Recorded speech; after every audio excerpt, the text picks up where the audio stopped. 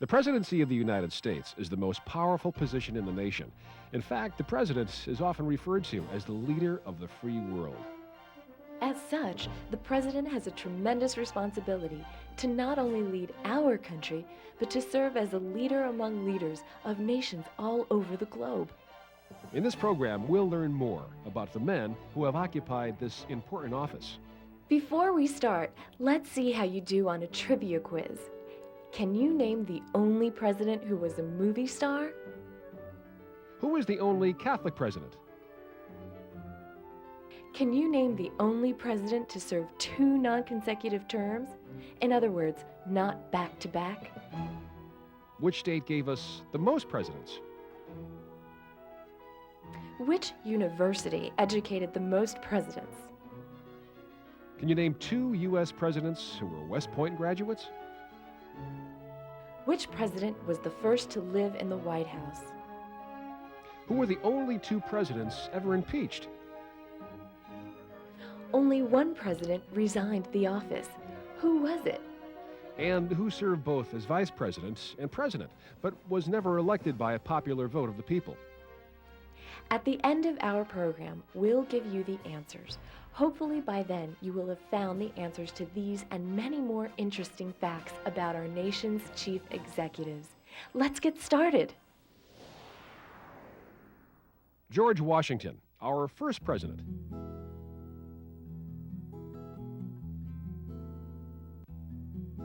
George Washington's home was in a state called Mount Vernon, located on the banks of the Potomac River in Virginia. He was attracted to the military as a young man and quickly rose through the ranks in the Virginia militia. This put him in line to become our young nation's supreme military commander during the Revolutionary War. His exploits during our war for independence from England won him the respect and devotion he needed to become our first president. His leadership was unquestionably the finest any American had exhibited in his day. In May 1787, Washington headed the Virginia delegation to the Constitutional Convention in Philadelphia and was unanimously elected our first president in 1789. Washington's presidency, although marked by differences of opinion over foreign affairs since our country was in its infancy, was successful. When he left office, the country's financial system was well established. The U.S. territory had been expanded, and many conflicts between political parties over the new federal government were settled. He died in this room at the age of 67 in 1799 and was interred in a tomb on his Mount Vernon estate.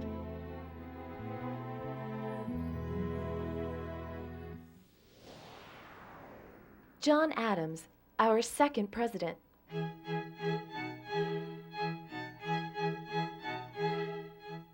John Adams was born in this modest saltbox house near Boston, but John Adams' life was to be anything but modest. Unlike George Washington, who was mainly self-taught, John Adams had an excellent formal education. He entered Harvard College in 1751, where he studied law. He mastered the profession and began a successful law practice. Adams was a Massachusetts delegate to the 1774 Continental Congress, held here in Carpenter's Hall in Philadelphia. He helped draft the Declaration of Independence and the Constitution. Adams was named our first vice president under George Washington and succeeded him as our second president. John Adams was the first to live in the White House. Although his own presidency was a troubled one, he was an honest man who personified the best of what the nation could hope for in its leaders. He retired to his home in what is now Quincy, Massachusetts, and died there on July 4th, 1826, at the age of 90. Thomas Jefferson, the third president.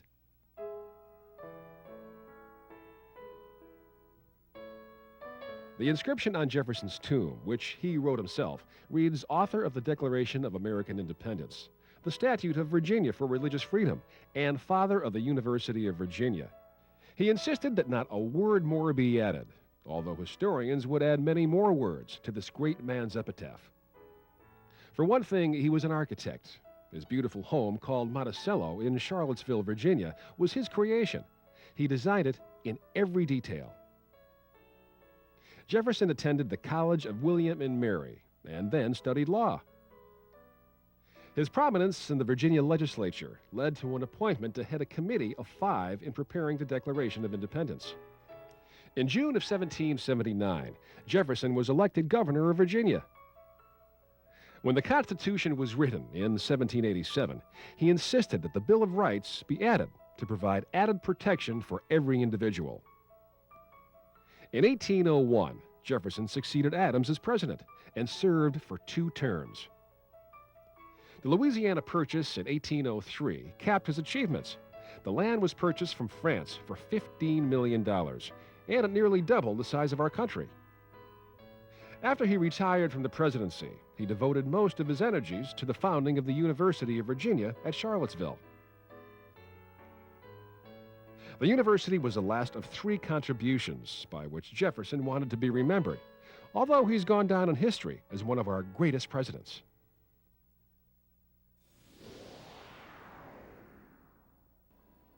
James Madison, our 4th president. James Madison is known as the father of the Constitution, the foremost architect of the supreme law of the land.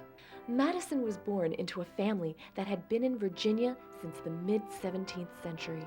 They farmed a 5,000-acre plantation that grew grains and tobacco.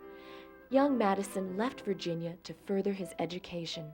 He studied at the College of New Jersey, now known as Princeton.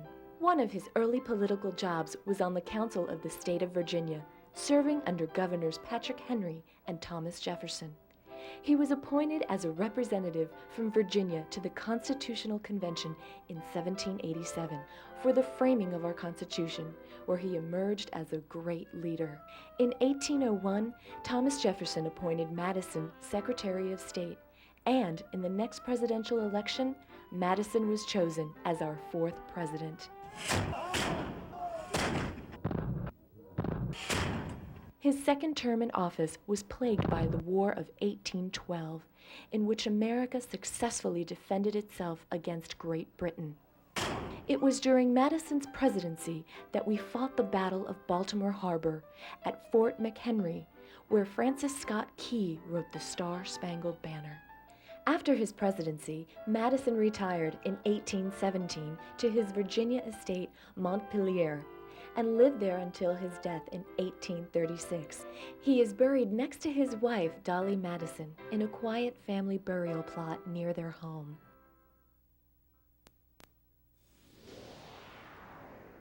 James Monroe, the 5th president.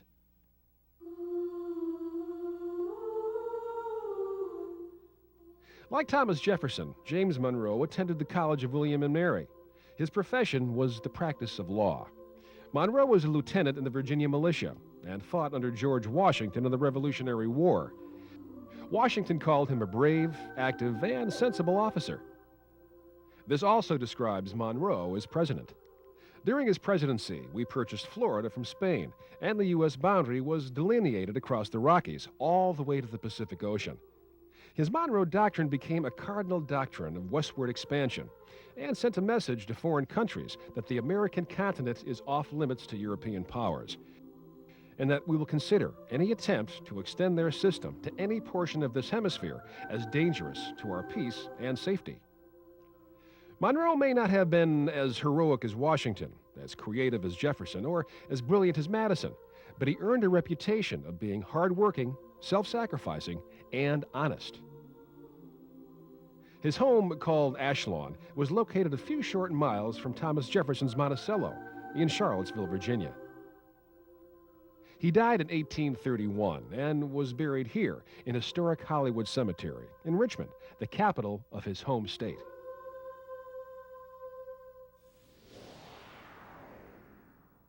John Quincy Adams, our 6th president. John Quincy Adams, like his father, who was our 2nd president, was a highly educated scholar. He was groomed to be a statesman from his early childhood. His father took him on various missions to Europe, to France, Germany, Russia, Sweden, and Denmark. John Quincy Adams studied in Paris and finished his education at Harvard, majoring in law. When he graduated, he could speak 7 languages, including classical Latin. His fluency with languages served him well. President Washington named him American Minister to Holland and subsequently Minister to Prussia. President James Madison appointed Adams Minister to Russia, where he lived for 4 years. That was followed by foreign service in England as the first post-war minister to Great Britain. His service back home included the state Senate in Massachusetts and the United States Senate. During the James Monroe administration, he served as Secretary of State. It was Adams who was the moving force behind the Monroe Doctrine. Adams' presidency was a period of expansionism and continued westward growth. When Adams died in 1848, he was the last surviving statesman of the American Revolution. Andrew Jackson, the 7th president.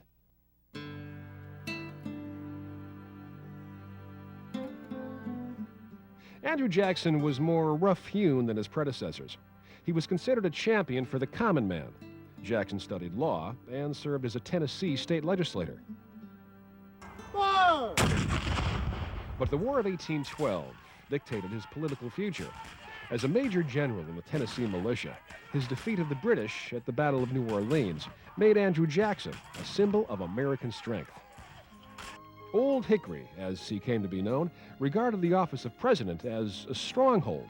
He used the veto power of his office more than all of his predecessors combined.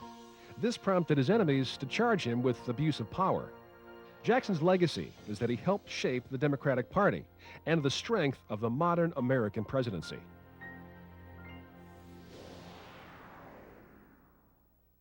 Martin Van Buren, our 8th president. Martin Van Buren was still another Virginian who rose to the highest office in the land. He served as a state senator in Virginia, then moved to New York as the state attorney general, and then United States senator. He was vice president during Andrew Jackson's 2nd term in office and then followed him as the next president. Van Buren's greatest political nightmare was the nation's first major depression, known as the Panic of 1837, which occurred shortly after he was sworn in. He encouraged full employment by appealing to private business, feeling it was up to them, not the government, to end economic problems. This led to his political downfall. In 1840, he was defeated in his bid for re-election in a landslide victory for his opponent. William Henry Harrison, our 9th president.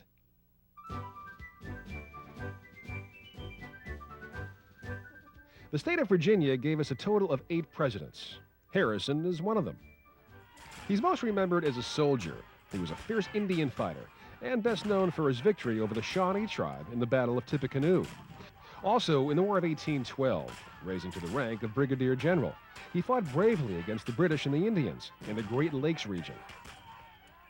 When he ran for president, his running mate was John Tyler. Their campaign was the first to make a direct appeal to the American voters. Their slogan was Tippecanoe and Tyler too. Harrison was criticized by his opponents as being too old for the job. He was 69. They turned out to be right. He contracted pneumonia and died after only 1 month in office.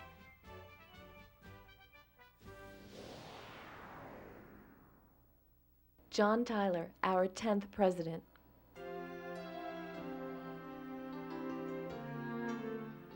John Tyler was the first president to assume the presidency on the death of the incumbent president. He's still another Virginian who came to the presidency by way of the College of William and Mary and the Virginia political system. Tyler's route to the presidency was a very familiar one. The Virginia State Legislature, United States Senator from Virginia, Governor of Virginia, and finally Vice President of the United States. His presidency was troubled on the home front. He opposed a move to create a second national bank. He set a new record for vetoes, returning more bills unsigned than did Andrew Jackson. Tyler became the first president to have his veto overturned by a vote of Congress. Tyler's greatest successes were in foreign policy. He opened the first American trade route to China. He extended the Monroe Doctrine to Hawaii. He ended the Seminole Indian War, and he settled the Maine boundary dispute. Tyler chose not to run for re-election, preferring retirement to his beautiful home state of Virginia.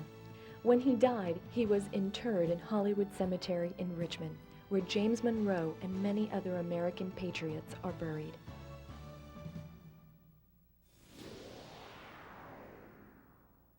James Knox Polk, our 11th president.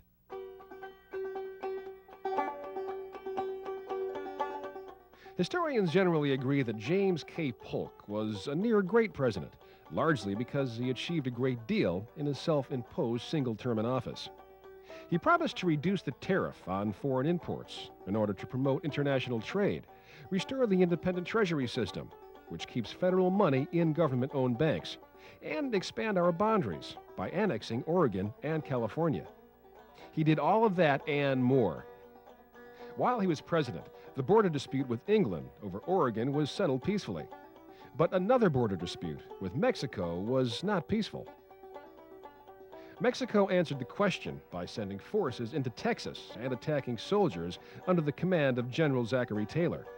The resulting Mexican-American War led to a new southwestern boundary for the United States. Having achieved his goals, Polk retired to Nashville, Tennessee in 1849 and died 3 months after leaving office.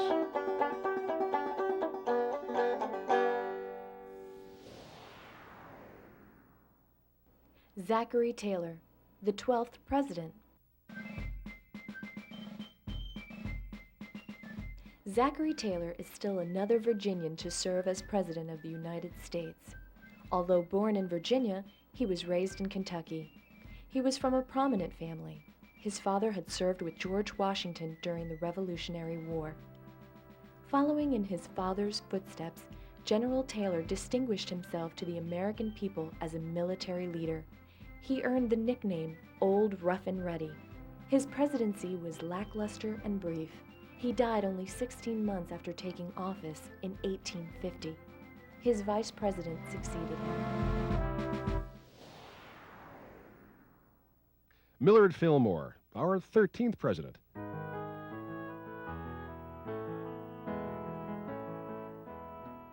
Although he had little formal education, Millard Fillmore passed the bar exam in New York State and established a successful law practice. A leader in the anti-Masonic movements in the mid-1820s, he was elected to Congress as an anti-Mason by the Whig Party. During Fillmore's administration, the nation was expanding rapidly. California was added to the Union. The debate raged, however, if new states were to be free or slave states. Daniel Webster helped Fillmore pass the Compromise of 1850, which chartered certain new states free and other slave states.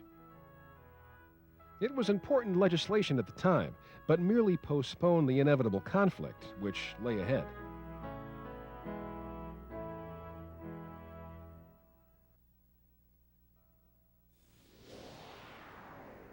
Franklin Pierce, our 14th president.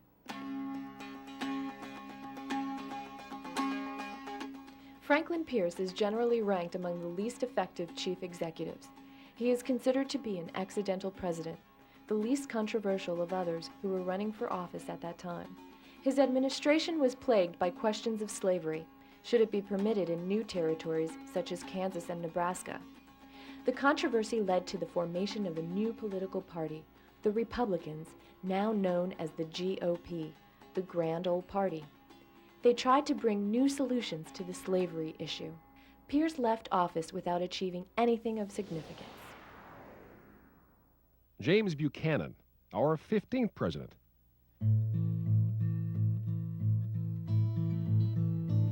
Another Democrat took the helm following Franklin Pierce, James Buchanan, from Pennsylvania. He was generally regarded as an ineffective president, but in his defense, he was a victim of one of the most difficult periods of American history. He was a capable man who studied and practiced law in Lancaster, Pennsylvania. He held many important positions: member of the Pennsylvania House of Representatives, the U.S. House of Representatives, minister to Russia under Andrew Jackson. He was a United States Senator and he served as James K. Polk's Secretary of State. During his presidency, the slavery issue was threatening to break up the Union. It was all it could do to keep peace between the Republicans in the North and the secessionist states in the South. When Buchanan retired, he went home to his Pennsylvania estate called Wheatland in Lancaster, where he wrote a defense of his administration, published in 1866, 2 years before his death.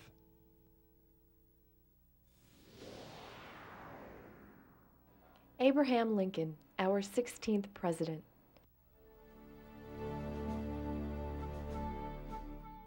Abraham Lincoln is considered by many historians to have been the greatest American president. He had a humble beginning. Born into a poor family in Kentucky, his home was a log cabin. They moved to Indiana to find land to farm, then eventually settled in Illinois. He was self-taught and highly motivated. He was ambitious and hard-working. His love of knowledge eventually led to a law degree. His political career began in the Illinois state legislature in 1832 as a member of the Whig Party. From 1847 to 1849, Lincoln served one term as member of the House of Representatives. He was a critic of the Mexican War, calling President Polk's declaration of war unconstitutional. He was also opposed to any expansion of new territories that would allow slavery.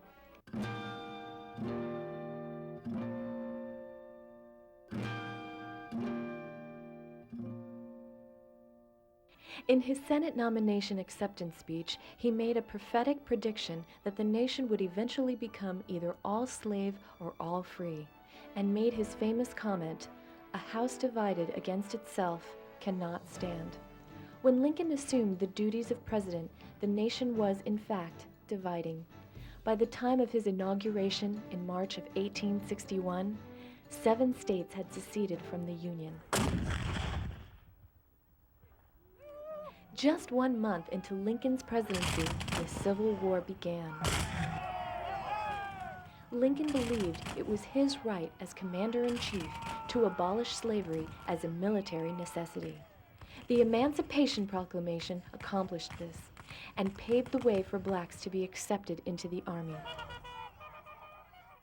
Here, near this site, he delivered a brief address dedicating a burial ground in Gettysburg, Pennsylvania, for those who died in that terrible battle. His now famous Gettysburg Address is a speech written on the train on the way to Gettysburg. Scribbled on the back of an envelope, Lincoln had no idea it would go down in history as one of the greatest presidential speeches. Lincoln was elected to a second term in office in 1864. But his presidency was cut short. It was here at Ford's Theater in Washington, D.C., that Lincoln met his end. A pro-slavery Southern sympathizer, John Wilkes Booth, shot Lincoln and escaped, but was caught a short time later. The president was taken to a house across the street from the theater, where he died of a gunshot wound to the head. His memorial is one of the most visited landmarks in Washington, D.C., a great monument to a great leader.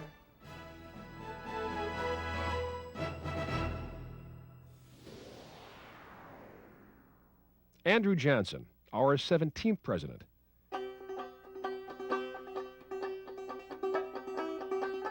In 1864, when President Lincoln ran for a second term in office, the Union Party wanted a pro-war Southern Democrat as Lincoln's running mate. They chose Johnson, giving us a Republican president and a Democratic vice president. Andrew Johnson, like Lincoln, came from a very poor family. He had no formal education. He began learning the trade of a tailor at the age of 14. He was an ambitious man, however, and self-taught. He joined the Tennessee Democratic Party, and following in the footsteps of Andrew Jackson, championed causes for the common man. He rose through the political ranks as alderman, mayor of Greenville, Tennessee, the state Congress, and finally, United States Senate. When Lincoln was assassinated, he became our 17th president. As president, he was at the center of the struggle to restore the Union after the Civil War. Bringing the country together again was so difficult, it led to bitter contests in Congress, and even led to Johnson's impeachment by the House of Representatives. The Senate ultimately found him not guilty of the impeachment charges. Ulysses Simpson Grant, the 18th president.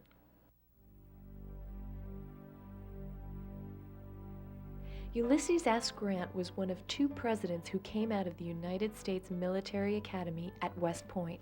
He came to the presidency by way of a military career rather than a political one. Grant rose through the ranks to become General-in-Chief of all the federal armies during the Civil War. After years of bitter fighting and the loss of thousands of lives, it was Grant who accepted Lee's surrender at Appomattox, ending the Civil War. Following the war, he served under Andrew Johnson as General-in-Chief and Interim Secretary of War. His hard-line views on Reconstruction of the South helped secure the presidential nomination in 1868. Grant's presidency was lackluster, and his second term came under a cloud of graft, scandal, and corruption, although he was not personally implicated. His book, The Personal Memoirs of U.S. Grant, has become an American classic. He died in 1885 at the age of 63, and he was laid to rest in Grant's tomb in New York City. Rutherford Burchard Hayes, our 19th president. Rutherford B. Hayes was a scholarly man, an attorney who studied at Harvard Law School. He was also a military man, achieving the rank of Major General during the Civil War. Hayes was elected to Congress at the end of the war, and from 1868 to 1872 served as the governor of Ohio. His election to the presidency was a very close one, in which 20 electoral votes were disputed by his opponent. It took a congressional commission to resolve the matter and name him president. He was regarded as a competent chief executive who restored Republican morale and dignity to the office of president, following the scandals of the Grant administration.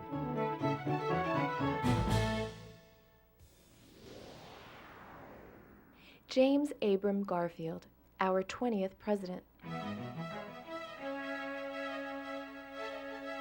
James A. Garfield assumed the presidency in 1881 and was assassinated later that same year. He'll be remembered mostly as the last president to be born in a log cabin. Like Rutherford B. Hayes, Garfield was a military man, achieving the rank of Major General during the Civil War. Prior to his military career, he had been a teacher and president of Hiram College in Ohio. Garfield's brief presidency was ended by a deranged office seeker who shot him in a Washington railway station.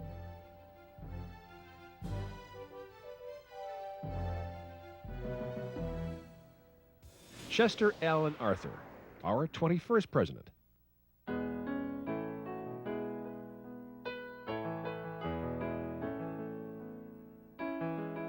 Garfield's vice president, Chester A. Arthur, succeeded to the presidency in September of 1881. Arthur was an attorney who practiced law in New York City. The Republican Party, hoping he would help Garfield carry New York in the election, offered him the vice presidency. Arthur called it a greater honor than I ever dreamed of attaining. As president, Arthur achieved little due to a stalemated party system and a divided Congress. His administration dealt with issues like Chinese immigration, the creation of a civil service commission, and new tariff laws on imports. At a time in history when the presidency was suffering for respectability, he helped restore confidence in the office. Arthur died 21 months after leaving the White House.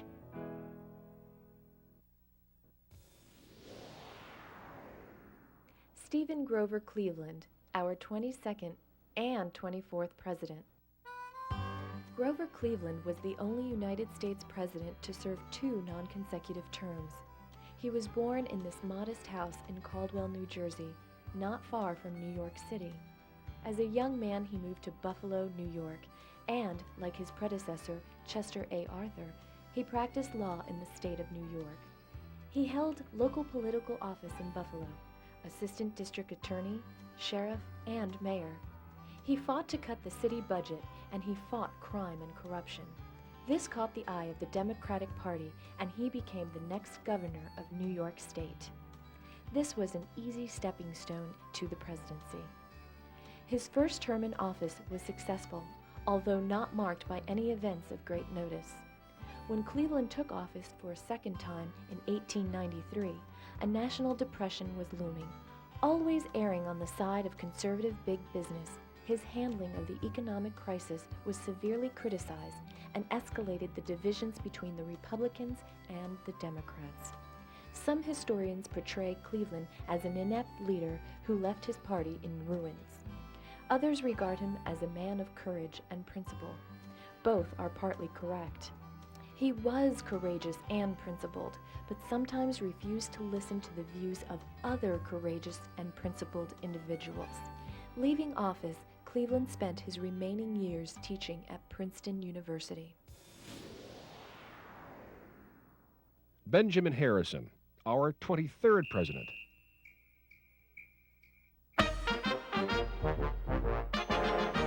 The presidency of the United States was a family affair for the Harrisons. Benjamin Harrison's grandfather, William Henry, was our 9th president. As our 23rd president, Benjamin Harrison was an aggressive administrator, but his presidency did not make much of a mark on history. Harrison is another president trained as a lawyer who also had a noteworthy military career. He served in the 70th Indiana Infantry during the Civil War and rose to the rank of brigadier general. As president, Harrison fostered expansion of the United States Navy and Merchant Marine, and he worked toward the annexation of Hawaii. While that did not happen during his term, 6 northwestern states were added to the Union. Despite his accomplishments, the voters disliked his religious moralism, expensive programs, and Harrison's heavy-handed governing style. In the next election, Grover Cleveland was voted back into office. William McKinley, our 25th president. William McKinley also saw action in the Civil War. He served in the 23rd Ohio Volunteers under the command of Rutherford B. Hayes. He left the Army with the rank of major. In 1876, Ohio voters sent him to Congress, and for the next 14 years, he served in the House of Representatives. His next political office was that of Governor of Ohio. He served 2 terms before becoming the 25th President of the United States. His presidency focused largely on foreign policy during his 4.5 years in office. It was during McKinley's presidency that Spain attempted to take over Cuba. The United States intervened to preserve Cuban independence, and the Spanish-American War was the result. The war was brief, and the United States emerged as a world power. It was also during McKinley's tenure that the United States annexed Hawaii. McKinley was elected to a second term, with Teddy Roosevelt as his vice president, but an assassin's bullet cut his life short just 1 month into his second term in office. During his term, the office of president grew stronger, and he set the stage for further growth under Roosevelt and Wilson. Theodore Roosevelt, our 26th president. Teddy Roosevelt succeeded to the presidency on the death of McKinley. He was a colorful, witty, robust, outspoken, and humane person. He was born and raised in New York City. His home in Manhattan is now a National Historic Site. As a New York State Assemblyman, he supported legislation to benefit working people and bills to improve the governing of New York City. During the Spanish-American War, he saw action in Cuba with the Rough Riders and returned home as a colonel. He served as governor of New York State, which served as a stepping stone to the White House.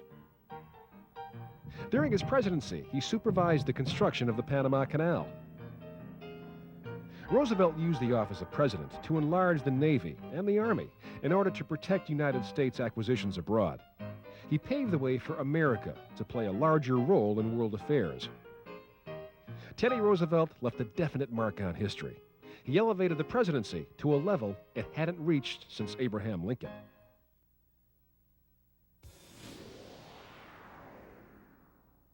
William Howard Taft, our 27th president. William Howard Taft was well-bred and educated. His family traces its origins to 17th century Massachusetts. He graduated from Yale University in 1878, second in his class. Taft's path to the presidency was through the court system. He was appointed to the Ohio Superior Court in 1887, followed by a federal judgeship for 8 years. Taft's presidency was marked by controversy and turmoil during a period of national reform. After his stormy presidency, he settled into a professorship at Yale Law School until 1921. When President Warren Harding appointed him Chief Justice of the Supreme Court, he ended his public life in the practice of law, where he began some 50 years earlier. Thomas Woodrow Wilson, our 28th president. Woodrow Wilson was a scholar. First and foremost, he was an educator. But when called upon to serve, he was also a political leader. Wilson was born here, in Stanton, Virginia, into a devoutly religious family. His home and the Woodrow Wilson Museum, located a few doors away, are regularly visited by tourists. He was brought up believing in high moral principles and personal sacrifice. Wilson's impressive formal education includes matriculation at Princeton University, the University of Virginia Law School, and Johns Hopkins University, where he received a doctoral degree. Wilson taught at Bryn Mawr College, at Wesleyan University, and at Princeton. In 1902, he became the president of Princeton University. This lofty position propelled Wilson into the public limelight. And when he ran for governor of New Jersey in 1910, he scored an easy victory. From there, it was a logical step to the White House. Wilson's presidency was one of foreign diplomacy, international mediations, and all-out war.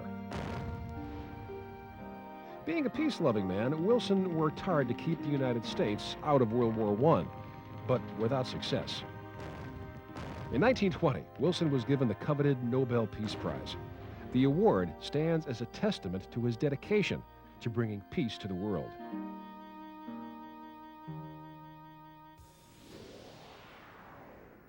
Warren Gamaliel Harding, our 29th president.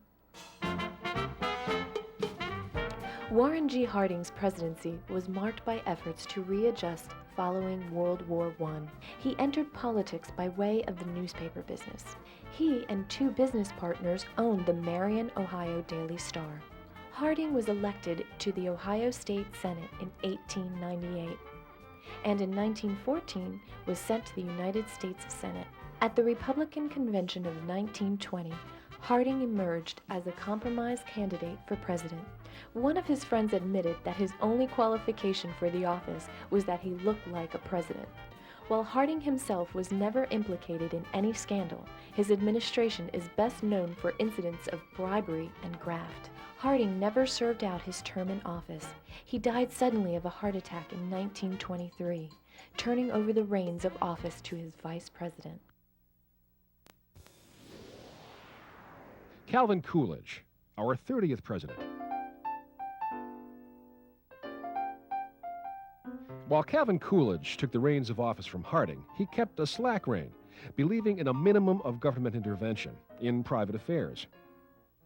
Coolidge was a cool-headed, studious lawyer who came to the vice presidency and subsequently the presidency by way of the governorship of Massachusetts. He was frugal, very quiet, and deliberately maintained a low presidential profile. He was a friend to big business. One of his sayings was, "The business of America is business." In 1928, he decided against running again for president. He retired to his home state of Vermont and died there in 1933 at the age of 61. Herbert Clark Hoover, our 31st president. Herbert Hoover was orphaned at age 8 and went to live with a wealthy uncle who made it possible for Hoover to go to college. He studied geology at Stanford University in California and spent the next 2 decades amassing a fortune in gold mines and other mining operations. When World War I broke out, he directed the exodus of Americans from war-torn Europe and then headed the Commission for Relief in Belgium. His work brought him public acclaim and the nickname the Great Humanitarian. In 1928, President Harding appointed Hoover as his Secretary of Commerce. In this office, he made his most important contribution to public policy. His own presidency, however, was a disaster. The Wall Street crash of October 1929 and the subsequent Great Depression of the 1930s destroyed his hopes for achieving anything good. As millions of people went without jobs and food, the great humanitarian was easily defeated in the polls by Franklin Roosevelt, who promised Americans a New Deal. He died at the ripe old age of 90 in New York City. Franklin Delano Roosevelt, our 32nd president. Franklin Delano Roosevelt was born into a well-to-do family and was raised in idyllic surroundings on the east bank of the Hudson River in Hyde Park, New York.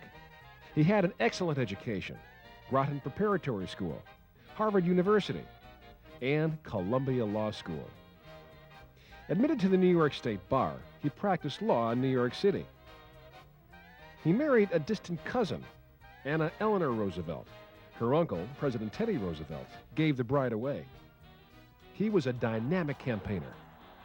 The Roosevelt name went far in carrying him up the political ladder. The New York State Senate, governorship of New York, and then, in 1933, Franklin Roosevelt took over as President of the United States. He had no sooner taken the oath of office, however, when matters took a turn for the worse. The nation's banking system collapsed, and the country went into a panic. 12 to 14 million Americans were out of work. Business came almost to a standstill. In his inaugural address, he comforted the American people by saying that the only thing we have to fear is fear itself. His New Deal policies created many new jobs. There were new public construction projects. Unemployment insurance was introduced, and a new Social Security program guaranteed an income for retired Americans. The economy was healing, and then came war.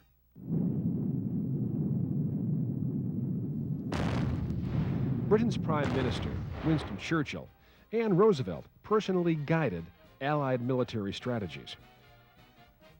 The American people, not willing to change leaders in the midst of war, re-elected Roosevelt to an unprecedented 4 terms. But an aging president, impaired by polio and weakened by disease, died on April 12, 1945, just months before the war ended. The military command went to his vice president.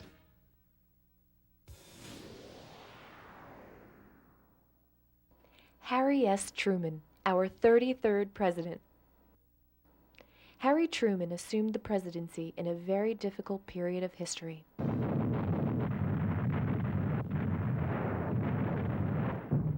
World War II was drawing to a bloody close. Germany surrendered just 1 month after the death of Roosevelt. But the fiercely loyal Japanese threatened to die before surrendering, sacrificing many more lives in the process. He made the difficult decision to use the atomic bomb against Japan.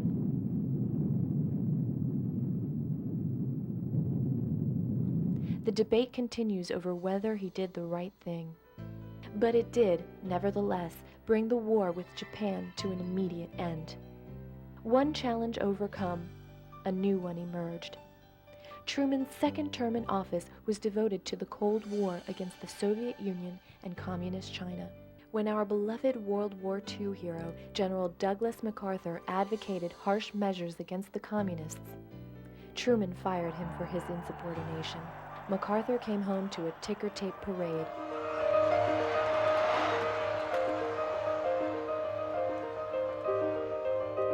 Harry S. Truman will go down in history as one of our finest presidents. Dwight David Eisenhower, the 34th president. Dwight Eisenhower came from a poor family and moved from Texas, his birthplace, to Abilene, Kansas, where he grew up. Ike, as his friends called him, might not have had a college education had it not been for the free education provided by West Point. He served as Supreme Commander of Western Allied Forces during World War II, and following the war, as Chief of Staff of the U.S. Army. In civilian life, he served as president of Columbia University. And in 1952, he was elected our 34th president. His administration was caught up in two wars, both very frustrating for the American people: the Korean conflict and the Cold War with the Soviet Union. In 1955, Eisenhower suffered a major heart attack. He supported Richard Nixon to succeed him, but a certain senator from Massachusetts had different ideas.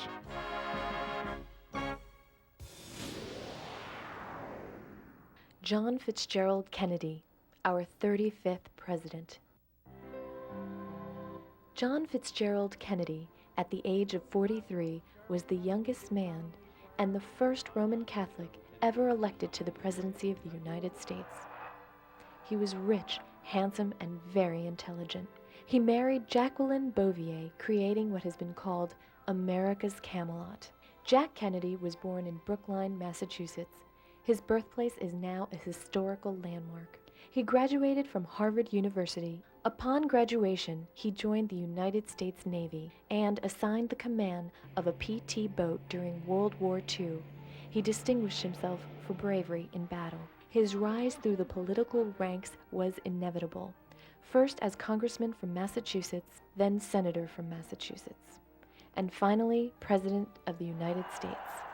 Kennedy was a charismatic leader. He commanded the nation's admiration.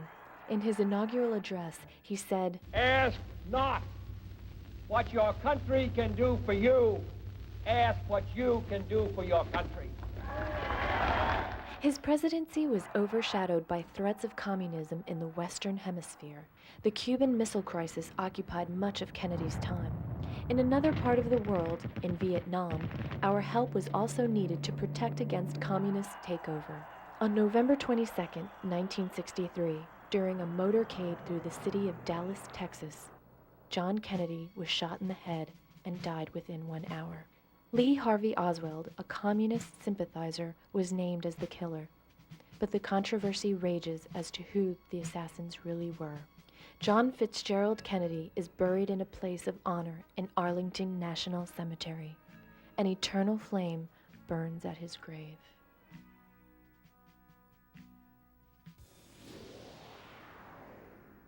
Lyndon Baines Johnson, the 36th president.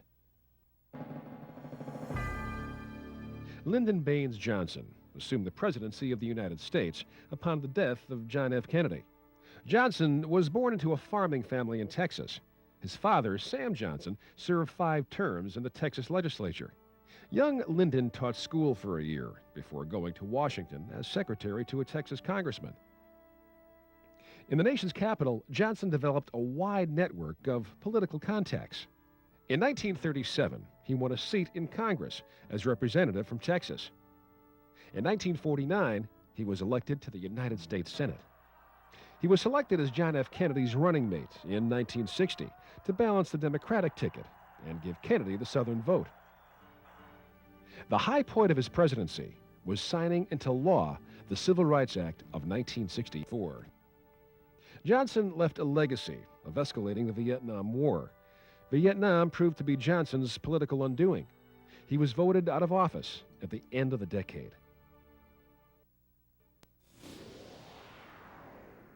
Richard Milhous Nixon, our 37th president. Richard Nixon was born into a modest family in Yorba Linda, California. After graduating second in his class from Whittier College in California, he went on to law school at Duke University and graduated third in his class. He served in the U.S. Navy during World War II and, returning home, ran for Congress from California's 12th District. In Congress, he was assigned to the Committee on Un-American Activities. During the nation's obsession with looking for communists under every rock, he became famous. His oratorical skills and fundraising efforts for the Republican Party put him in line for the vice presidency under Dwight Eisenhower. As vice president, he traveled to Russia and engaged Soviet leader Nikita Khrushchev in a widely publicized kitchen debate. While losing his first bid for the presidency, he was sent to the White House in 1969. Nixon's presidency was successful in terms of foreign policy. He made a historic trip to China that reversed U.S. policy regarding the communist Chinese government. But at home, the good that he had achieved was overshadowed by a burglary at the Watergate Hotel. The break-in of the Democratic National Committee headquarters led to his downfall. The House Judiciary Committee voted to recommend 3 articles of impeachment against Nixon. He chose to leave the presidency rather than face impeachment. He became the first president ever to resign from office. Gerald Rudolph Ford, our 38th president. Gerald Ford was a product of the University of Michigan and the Yale Law School. When World War II broke out, he enlisted in the Navy and rose to the rank of lieutenant commander. In 1948, he successfully upset the incumbent representative from Michigan and served in the House until 1973, when he was selected as vice president under Richard Nixon after the resignation of Spiro Agnew.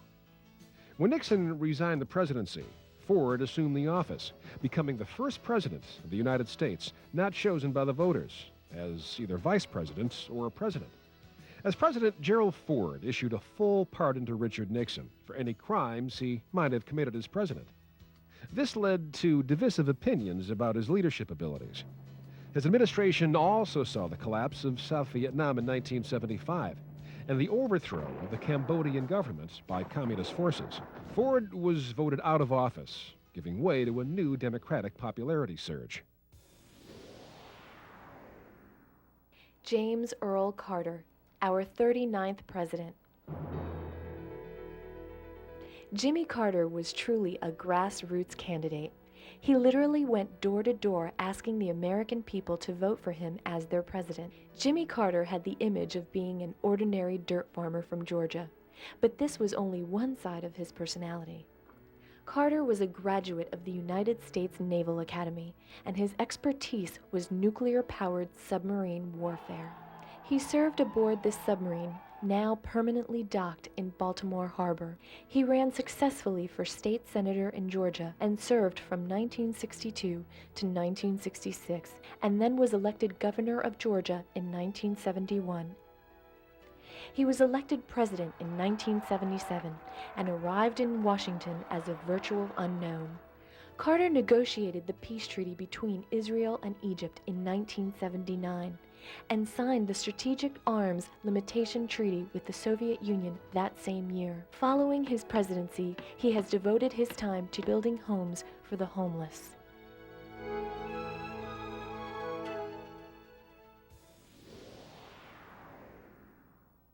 Ronald Wilson Reagan, the 40th president. Ronald Reagan was the only United States president who was a movie star. As ludicrous as that may sound, he turned out to be one of our greatest presidents. Reagan's early years were spent in radio, as a sportscaster, and as an actor for Warner Brothers. He appeared in over 50 films. His political career started as president of the Actors Union, the Screen Actors Guild.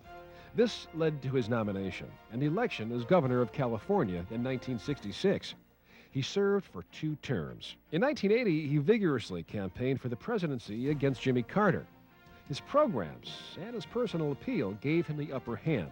And in 1981, he began his 8-year reign as president. The Reagan presidency was marked by Cold War jousts and diplomatic chess games with the Soviet Union. Mr. Gorbachev, open this gate. Mr. Gorbachev, tear down this wall. He came out on top in these negotiations, and his administration's legacy is the normalization of relations between Russia and the United States.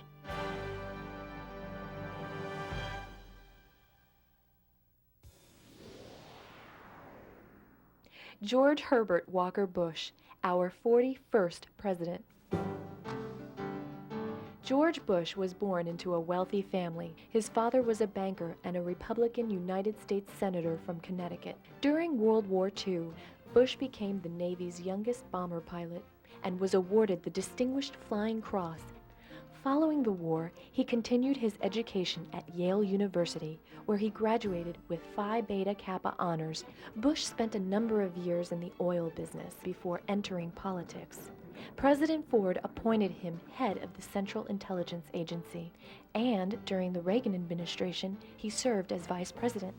As president, Bush negotiated a treaty with the Soviet Union to reduce nuclear and conventional arms. He also acted decisively when Kuwait was invaded by Iraq. George Bush always received high approval ratings from the voters, and history will look favorably on his administration. William Jefferson Clinton, our 42nd president. Bill Clinton came from a humble family in the small state of Arkansas, but his brilliance enabled him to rise above his humble beginnings. He earned a bachelor's degree from Georgetown University, and then went on to Oxford University as a Rhodes Scholar. From Oxford, he went on to Yale University, where he received a degree in law. He practiced law in Arkansas and was a professor of law at Arkansas University until 1976, when he was elected first Attorney General of Arkansas and then governor of the state in 1979. Clinton became a formidable presidential candidate in 1991 and defeated George Bush at the polls. During the Clinton administration, America was called on to keep peace in various parts of the world. At home, the economy thrived during the Clinton years, and the American people gave him high ratings for the job he was doing. Clinton's presidency was clouded by the scandals over alleged affairs he had had with various women while governor and president. His indiscretions led to impeachment, but in the impeachment trial, the Senate found the charges insufficient to remove him from office. George W. Bush, the 43rd president. In one of the closest and most hotly contested elections in our nation's history, George W. Bush narrowly defeated Vice President Al Gore to become the first president of the 21st century. Gore actually received more popular votes than Bush, having won some of the most populous states, including California and New York. Bush, however, garnered the most electoral votes, Florida being the key to put him over the top. I hereby declare Governor George W. Bush the winner of Florida's 25 electoral votes. But it didn't end there. Al Gore and his legal team challenged the Florida victory. For more than a month, America waited while the battle played out at the state level, and finally went to the United States Supreme Court. For the first time in American history, a decision of the Supreme Court determined the winner of a presidential election. While I strongly disagree with the court's decision, I accept it. The Bush family is the second in history to put a father and son in the White House. George W.'s father was the 41st president. The other father-son presidential team was John and John Quincy Adams. The younger Bush came up through the ranks by way of the traditional route: a bachelor's degree from Yale and an MBA from Harvard. His stepping stone to the presidency was the position of governor of Texas, which he assumed in 1994 and held until his election to the presidency of the United States. Whether you voted for me or not, I will do my best to serve your interests, and I will work to earn your respect.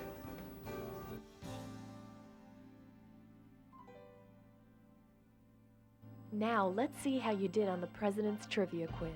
Which president was a movie star? It was Ronald Reagan. He starred in about 50 movies before going into politics. Who was the only Catholic president? John F. Kennedy. The only president to serve 2 non-consecutive terms? Grover Cleveland. He was the 22nd president and elected again following Harrison as our 24th president. Which state gave us the most presidents? Virginia. It was home for 8 presidents. Which university educated the most presidents? Harvard University in Cambridge, Massachusetts. Can you name 2 U.S. presidents who were West Point graduates? They were Ulysses S. Grant and Dwight D. Eisenhower. Which president was the first to occupy the White House? John Adams, construction of the presidential residence wasn't completed until 1800, after George Washington had left office. The only two presidents ever impeached, Andrew Johnson and Bill Clinton.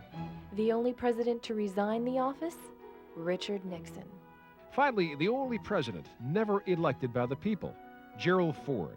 He was appointed vice president upon the resignation of Spiro Agnew and assumed the presidency when Richard Nixon resigned. He was never voted into either office. And those are the American presidents. Some achieved greatness. Some are long forgotten. But all share one common trait. They all rose to the highest office in the land.